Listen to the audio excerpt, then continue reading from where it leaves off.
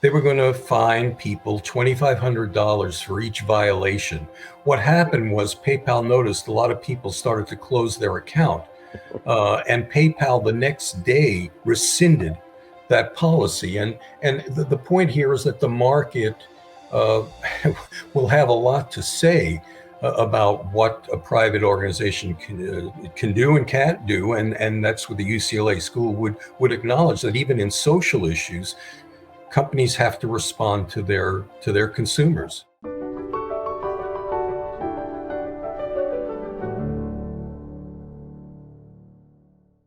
Hello, and welcome back to another episode of the Essential Scholars podcast. I'm Rosemarie Fike, and today we're going to continue our conversation about the UCLA School of Economics.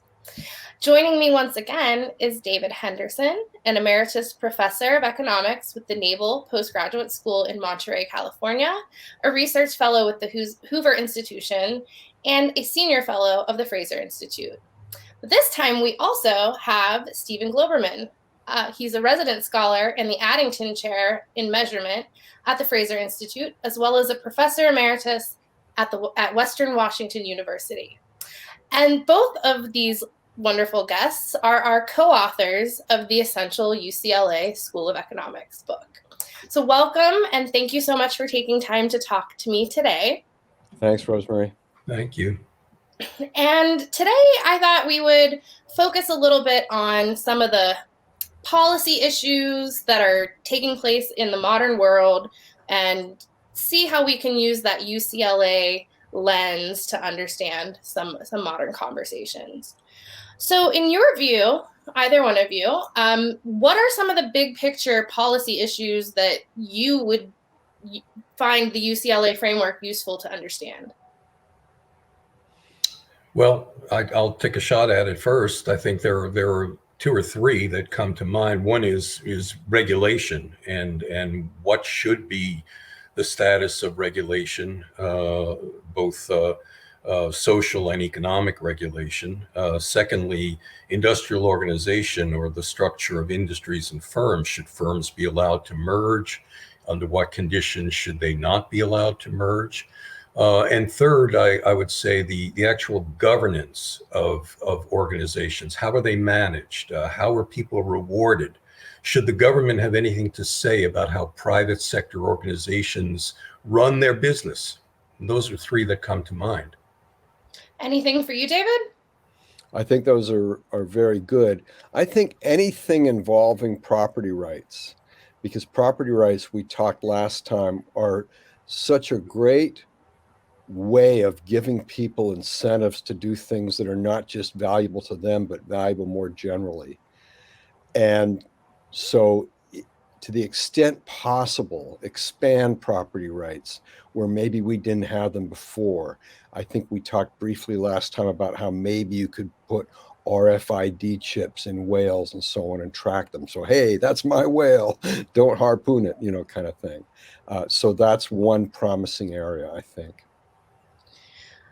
So I would love to talk a little bit about, regulatory questions, maybe even speak to the work of Sam Peltzman. So the Peltzman effect is something that if people study regulation, they might be very familiar with it. Can you think of any kind of recent policy issues that have suffered from the Peltzman effect? Maybe some examples from the pandemic or any examples of the Peltzman effect that are happening more recently? Yeah, I know I've read this. I don't know. I don't think anyone's done a rigorous study yet, but often when people wore masks during the pandemic, they took risks they wouldn't have taken. They got closer to people, that kind of thing. And then we even saw at times, I remember seeing various politicians speaking, and they go to cough, and they pull off their mask to cough. And that's not the Peltzman effect literally, but it's the Peltzman effect in spirit. The idea is I'm so protected, I can kind of forget about what protected me and just go ahead and take that risk, or in fact, impose that risk on others. That's a great example. Good. It was a good example. I was going to say it was the vaccines. Once people got vaccinated, they became, in their own mind, at least many, they were bulletproof. And so all of the other so-called precautions that they were meant to take went by the wayside. Right. So because Steve, you mentioned, one of the big topics that come to mind for you is that topic of regulation. So I'd like to hear a little bit more about, specifically, what that UCLA lens can help us understand about regulation. Right. Well, I mean, the early history of regulation was a very naive perspective that the regulator was a social welfare maximizer, that they were there to correct problems in the marketplace and would do the consumer good by their actions. And George Stigler, who wasn't at UCLA, as the University of Chicago, advanced the thinking away from that very naive view to a view that regulators really were there to protect producers, incumbent producers. And the explanation was that you have a small number of producers with a lot at stake, and you have a large number of consumers, no one individual consumer with much at stake. And so the regulatory process was gamed in effect in favor of producers. Sam Peltzman, who was actually, I was his research assistant at UCLA, I think made a big advancement in that line of thinking by saying, look, we see lots of regulation where producers are not the beneficiaries of regulation. That there really is, in some sense, a marketplace for regulation, that people bid for regulation. And it's not just the producers, it's consumer groups, it's intermediaries, and at the margin, and that's where people's influence comes in, at the margin. And he goes on to talk about what makes one participant more effective than another. But I think the important insight that Sam had was that what really characterizes regulation is not just a transfer from consumers to producers, although that's often the case, but transfers across consumers and across producers.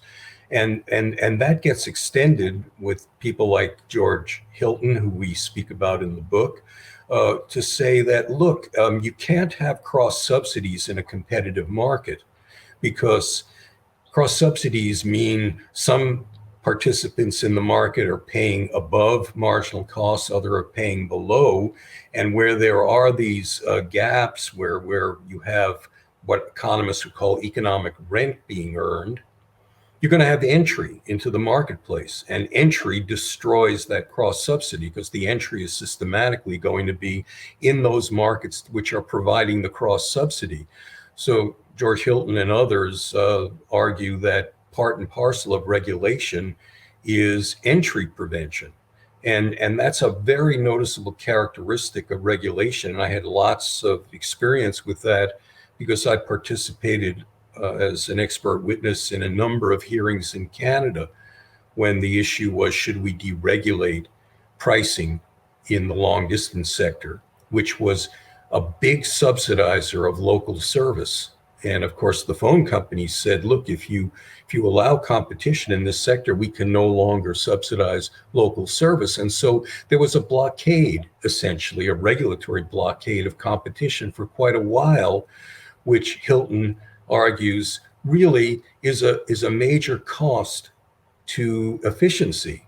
Ultimately, entry is going to happen, but in the meanwhile, you've got inefficient entry or blocked entry, and it would be better to have the entry take place in an economic way up front.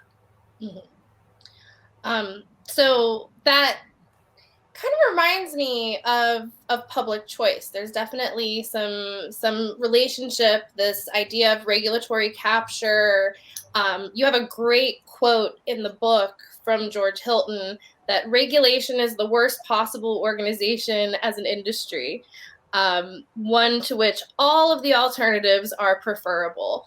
That's some pretty powerful anti-regulation sentiments. So how do we, given that we're in kind of a political climate where regulation seems to be the default. It seems like an inevitability. How do we minimize that? What can we do to change the incentives to have less of that happening? Well, I'll take a shot at that. I mean, it's very much in line with how do we try and reduce government deficits, government spending. You need some type of political institution, hopefully a law that is not easily changed by the parliament, which says, look, here's the limits of regulation. And actually, we have experience with that. The province of BC, the government, which was a conservative government, basically implemented a law which said, for every regulation that you put in place, you have to drop two. And that was somewhat similar to an executive action that Donald Trump took when he was president. So I think that's certainly one way to try and mitigate the problem we discussed. And the other is just to educate people. I mean, if someone is paying a cross subsidy, they should know about it. And maybe they'd be motivated to take action and participate in the market that Sam talked about. Yeah, that's really well said. I want to add one other thing that we often think, or certainly I often think, that our Constitution, the US Constitution, is really broken down. It's not that effective. There's a lot to that criticism, but certain parts of it have held up well. One is that state governments cannot regulate interstate commerce. And that's just a key part of the Constitution. One of the big cases involved Vanderbilt when he was in his 20s, and he was helping someone illegally cut prices in moving people on ships from New Jersey to New York. And that's interstate commerce. And Fulton was the bad guy who said, you can't do this. And it went all the way to the Supreme Court. And that famous Justice Marshall, was the one who wrote the opinion saying, no, this is interstate commerce. The New York legislature cannot regulate it. That's held up pretty well. And that was almost 200 years ago. So there are some things like that. And it would just be nice to enforce them more and have more such restrictions on what government can do. Right. And I just add, just as a final addendum to that there are certainly restrictions on regulatory takings. And then, of course, it becomes a matter of court interpretation of when it's a public interest or when it's a regulatory taking. So, can you explain to listeners what regulatory taking means? I'm not sure that all listeners would be familiar with that. David, you want to take a shot? The idea, so one of the ones I'm most familiar with, where they seem to be getting away with it, is saying to someone who owns land, you can't use your land in the use you wanted. And so it immediately reduces the value of land compared to what the person expected when he or she bought it. And so that's a taking. Now, unfortunately, in my understanding of the situation in the United States, the governments are getting away with that a lot. Richard Epstein wrote a book on takings in which he challenged that, and he said we should be enforcing that. That really is a taking. And that, by and large, I would say has not been that successful. But it could be. In other words, it could be the next step in the legal revolution to realize how much of a taking of wealth that is.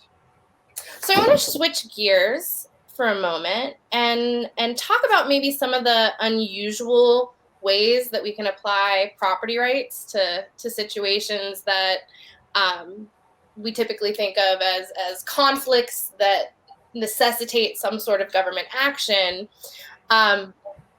So last episode, we talked a little bit about, education and how we can view that as a property rights issue. Can we think about things like,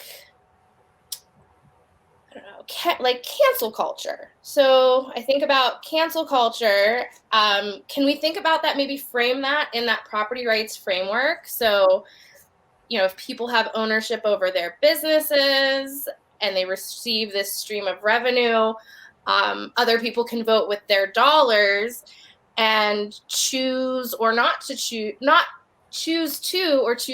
to patronize businesses that they might, be engaging in either business practices or have personal beliefs that they don't agree with.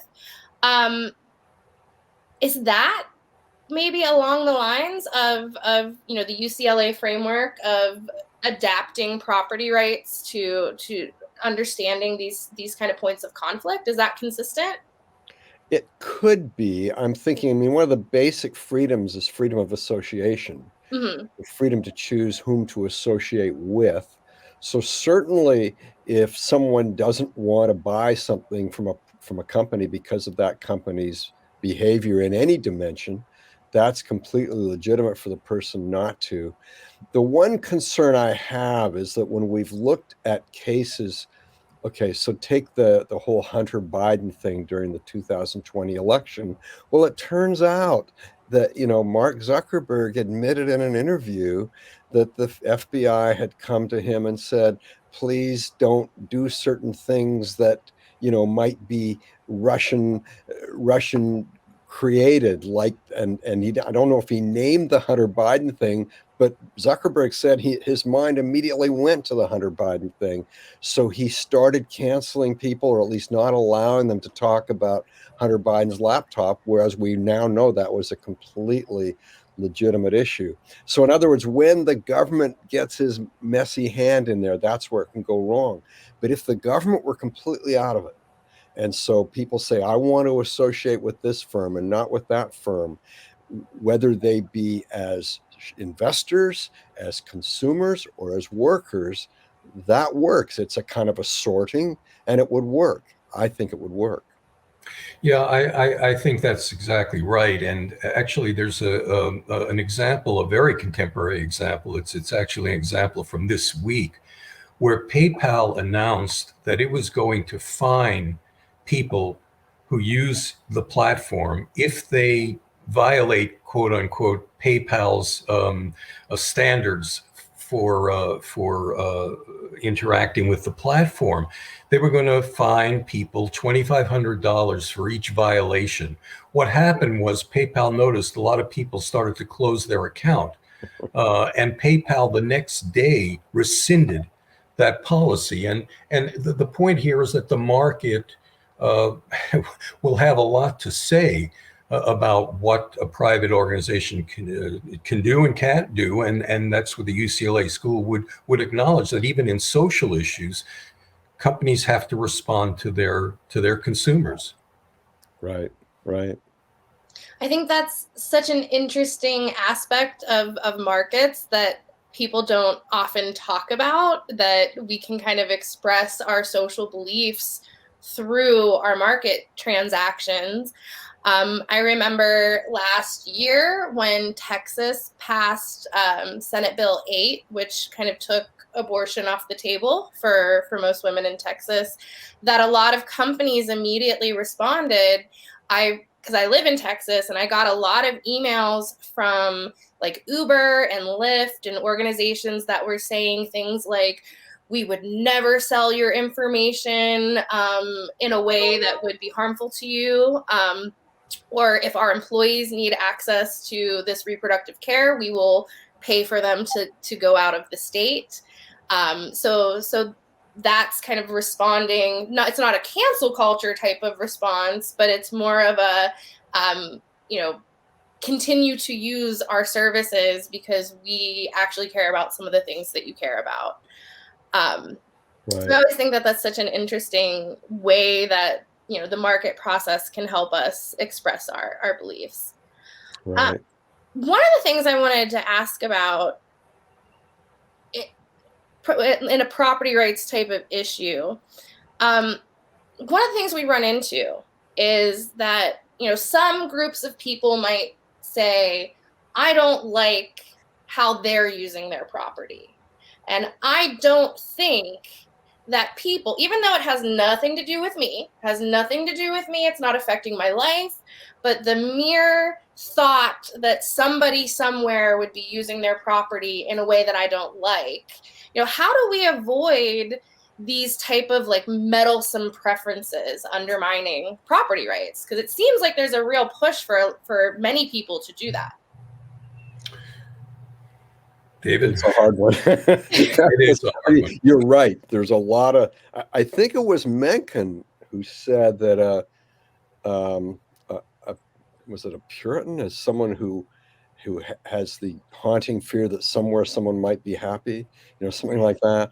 And so, yeah, there are people who get upset just at the idea of other people having certain preferences.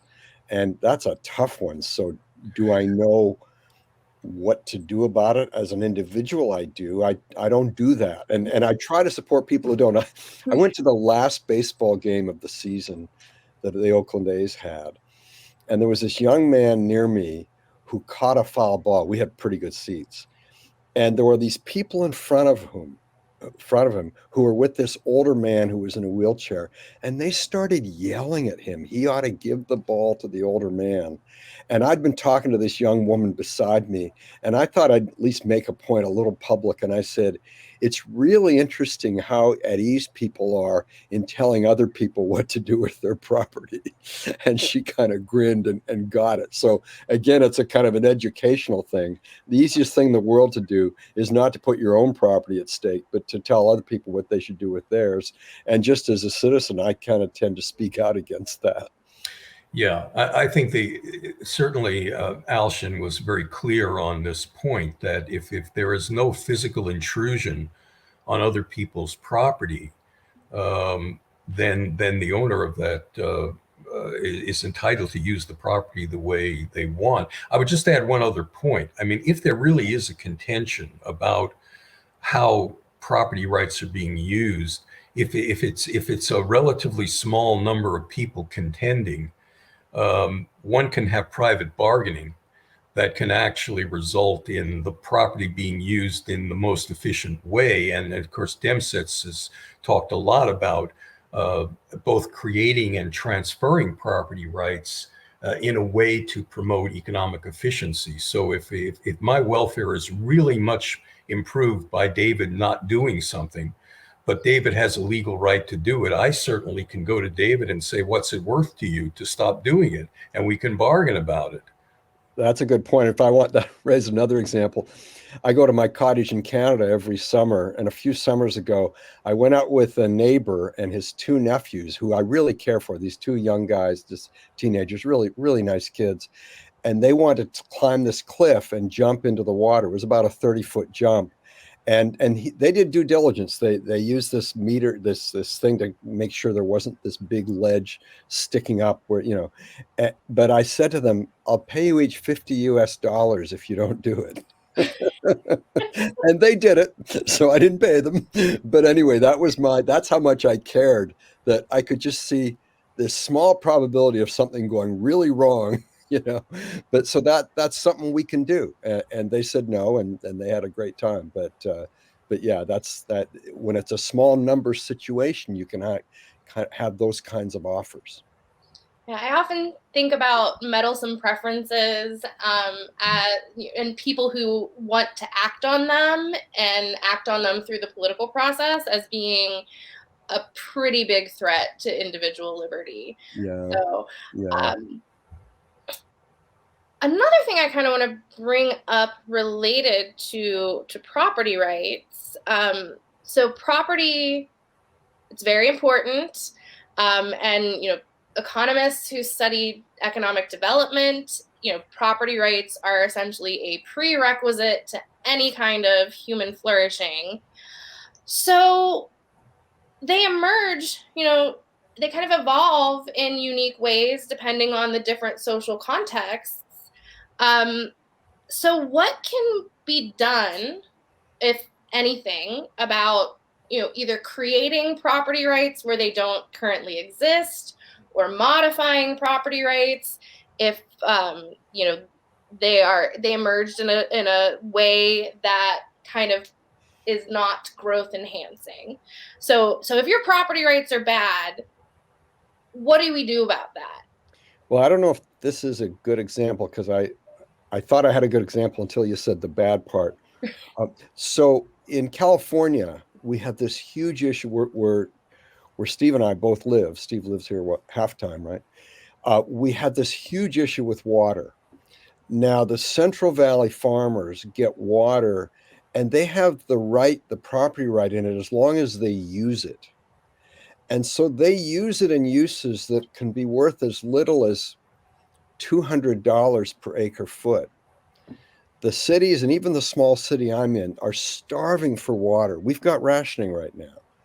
And we are looking at options that cost as much as $3,000 or $4,000 per acre foot.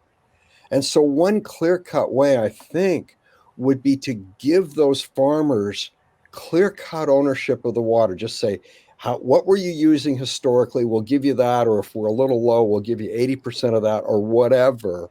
And it's then yours in perpetuity to sell to whoever. And instead of farmers farming walnuts, farmers would be farming water, essentially. They could make more money selling water, and everyone's better off. So there's one where I think property rights could work. And this I'm a little hazy on, but I think I remember reading a few years ago that Australia had the same kind of mixed up system of property rights. And they had a drought for so long that the reality forced them to come up with real property rights in water. And they went from someone having to plan out whether I'm going to buy water 2 months from now, and they don't really know whether they're going to want to someone being able to get on his cell phone and buy water in a few seconds. And so there's, I think, where they moved to a more of a property rights system, and it worked well. So eventually you're kind of forced to confront that. Yeah. Well, I think maybe implicit in your question was, where do property rights come from in the first place? And Demsetz, as we discuss in the book, really talks about how property rights are formed in the marketplace and are conditioned by the benefits and costs of individuals agreeing to have private property. So Demsetz talks about indigenous people in Canada who were hunting and would set up areas where there was essentially exclusive hunting rights for different parts of that nation, and that happens spontaneously. And I think the standard kind of caution is when the government is allocating property rights or rearranging property rights, they should at least pay some attention to efficiency. And that's kind of what David was saying with respect to water rights. If the regulator is going to say, okay, you have the right to so much water from this particular body of water, they should be sure that in assigning that right, that it's an efficient assignment, or at least allow essentially recontracting, so that, as David said, if you can resell it if there's a more valuable use somewhere else in the system.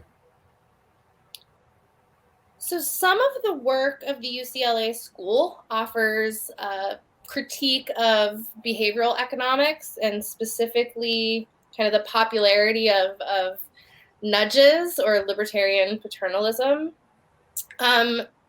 So I would love to hear a bit about, how, Alchin's work or the work of other UCLA economists would suggest, these nudge units that are part of certain regulatory structures. I know Britain has a nudge unit. I know the behavioral economists have been very influential in kind of trying to design regulation for us.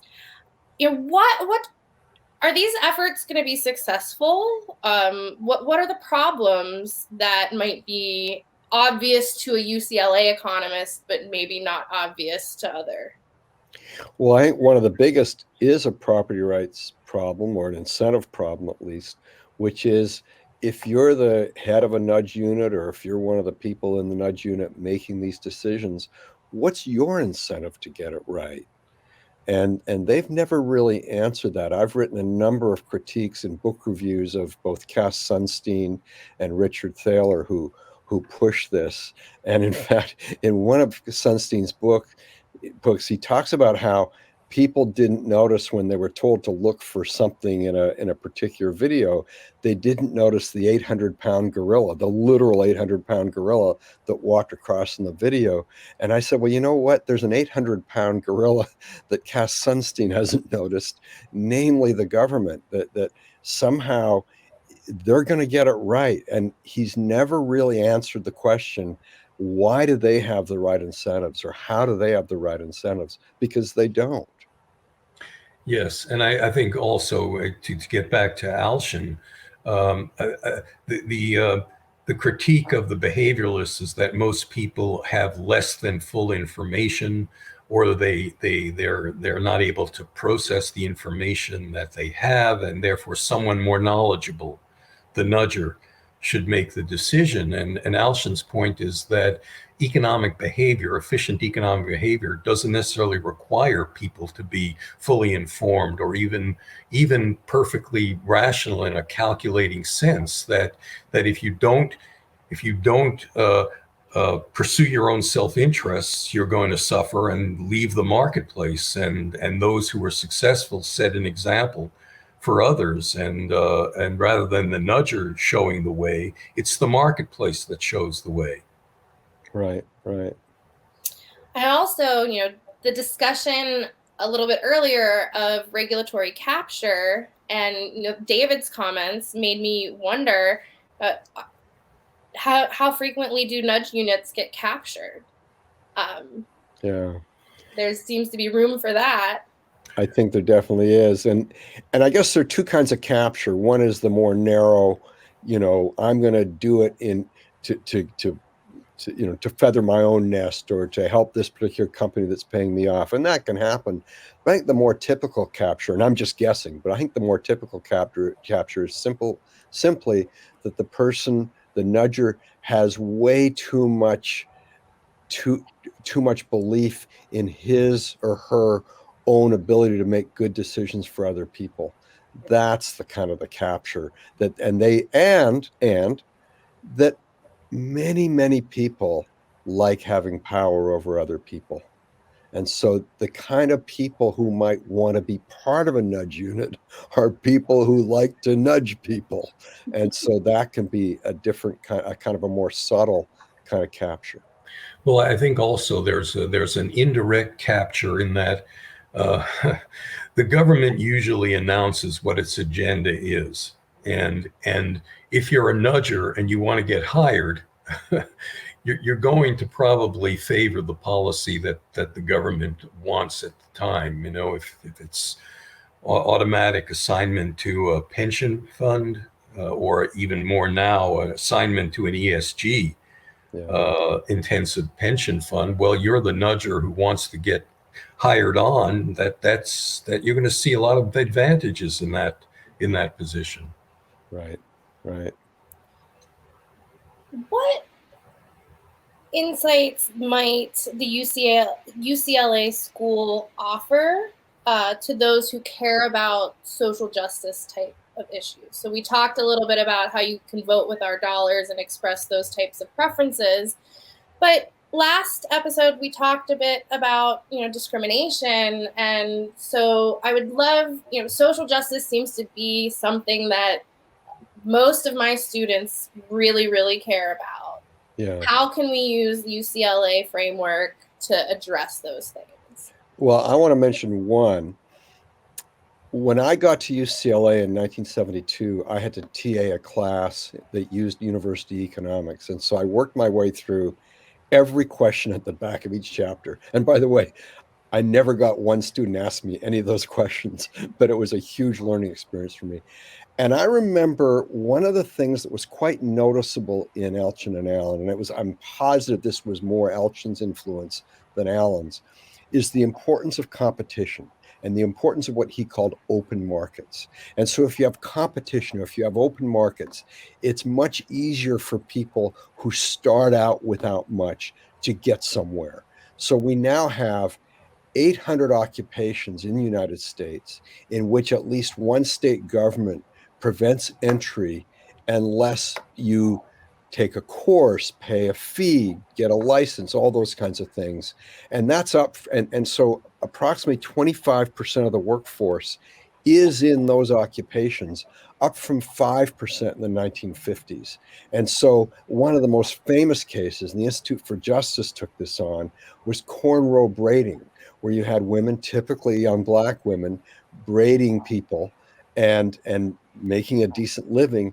And then the Cosmetology Society comes along and says, you've got to take a course in order to do that. What's one of the main things you have to learn in the course? How to handle chemicals. What's something you never use in cornrow braiding?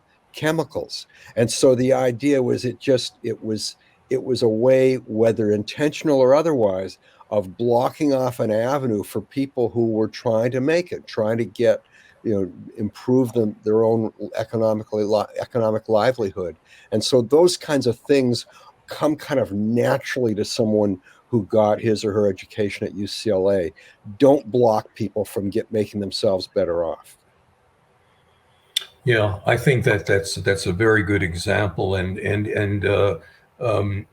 even areas that like rent control or minimum wages are examples of policies where they're ostensibly defended on grounds that it's helping poor people, people of color, and in fact, the evidence suggests just the opposite, that it hurts them. So I think the broader message is the one that David mentioned, is that competitive markets are a wonderful institution for people who want to work their way up the economic and social ladder. Right. So this is just, asking your opinions. Social mobility, I know in the US, there's this idea that social mobility has stagnated. Do you attribute that to things like occupational licensing? I attribute some of it to that, and possibly a lot of it. This is not a UCLA thing, but since you asked a question, I want to answer it with the best information I have. Phil Gramm, who used to be a senator, along with two other people, has a book that I think comes out this month. And he had an op-ed on it in the Wall Street Journal last month. It just blew me away. It was looking at the bottom 3 quintiles, which is 60% of the households in the United States, and showing how little better off people in the middle quintile were than people in the bottom quintile when you look at overall income, including all the government welfare programs.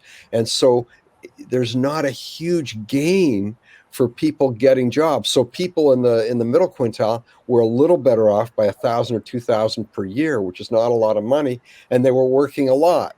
People in the bottom quintile, hardly any of them were working, and they were getting roughly the same income.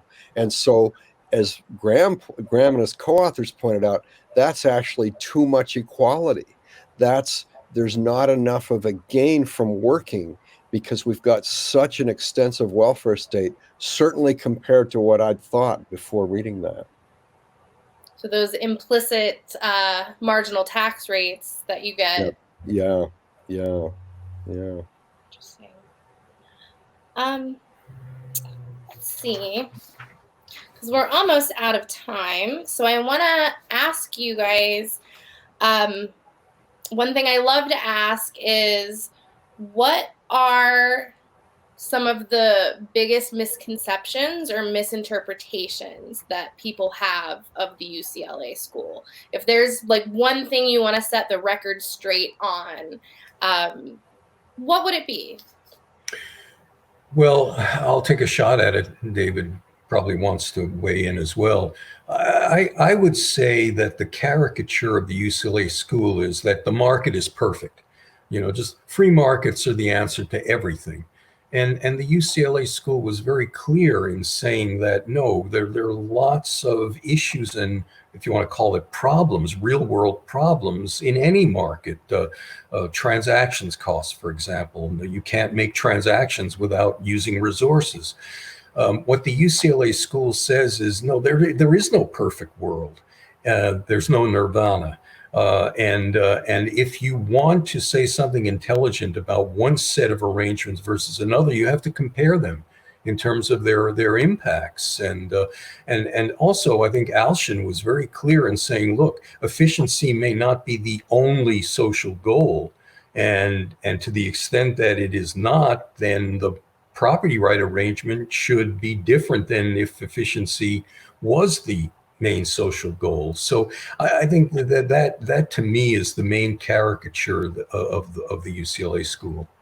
I think that's a really good example. There's one that I have in mind that's closely related to that, and that is that the UCLA school is an ideological school, that they kind of start with the conclusion they want, namely that we should have free markets, and then structure the argument and the evidence.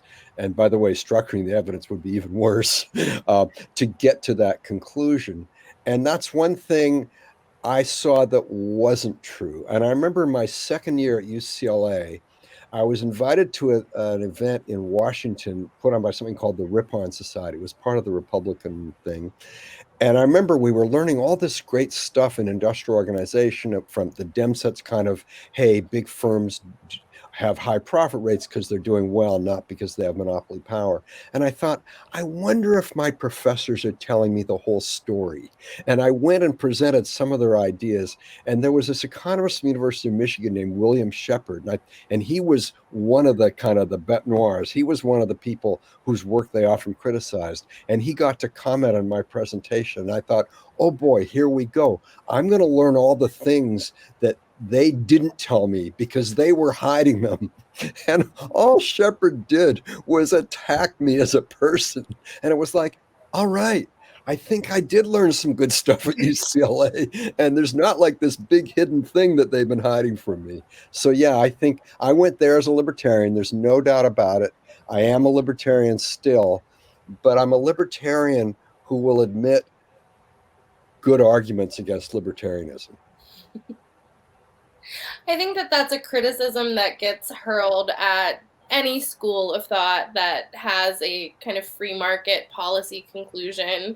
The Austrians get referred to as ideological as well. But, if the evidence suggests that the market solutions work well, then it's not ideological. Right. Right, and they only have to work better than the next best alternative. Bingo. Yes, and that's the Nirvana fallacy. That's Demsetz's point about the Nirvana approach. Don't compare the reality of a market with the ideal of a government regulation. Compare the reality of a market with the reality of government regulation. Well, I think that is an excellent message to end on. You guys have a great list of additional readings and resources at the end of the book, but is there any other, popular resources, blogs, podcasts, anything that you would recommend for listeners who are interested in learning more? Well, one thing, I don't think we have this in the book, and I'm not going to kind of look it up online and figure it in real time. But so I remember Alvin Elsham told me the following story, that Paul Hayne, who put together a book called The Economic Way of Thinking, came to Armin before he'd put it together, the first edition, and said, I love university economics, but it's too complicated for my undergraduate students. I want to make something that's simpler. And he said, do I have your permission? And Elchin said, what do you mean you have my permission? It's a free country. You want to write a book, write a book.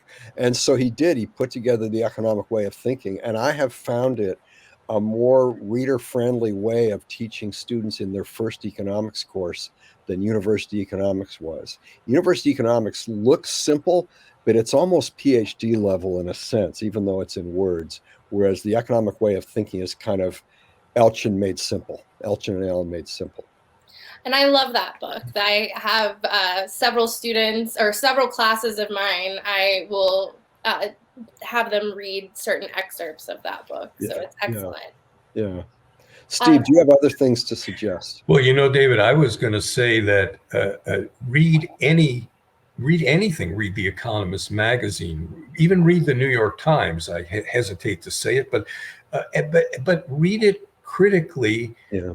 Hopefully after reading our book, and challenge yourself to say, what's wrong with this? What am I reading that really needs to be questioned? And that's one of the main messages of the UCLA school is that the tools that you get are usable in everyday life, and so that really is a challenge for students and actually for anyone who participates in public life. I did actually just think of one more, which is my book with one of my star students, Charlie Hooper, Making Great Decisions in Business and Life. We apply economics in every chapter. And I would have been able to write my parts of the book if I had not studied at UCLA. Well, thank you both so much for talking with me today. I learned a lot, and I hope our listeners did too. You've been listening to Essential Scholars, a new podcast series that explores the ideas and insights of some of history's most influential thinkers. If you've enjoyed today's episode, please be sure to subscribe and head over to essentialscholars.org to learn more. See you next time.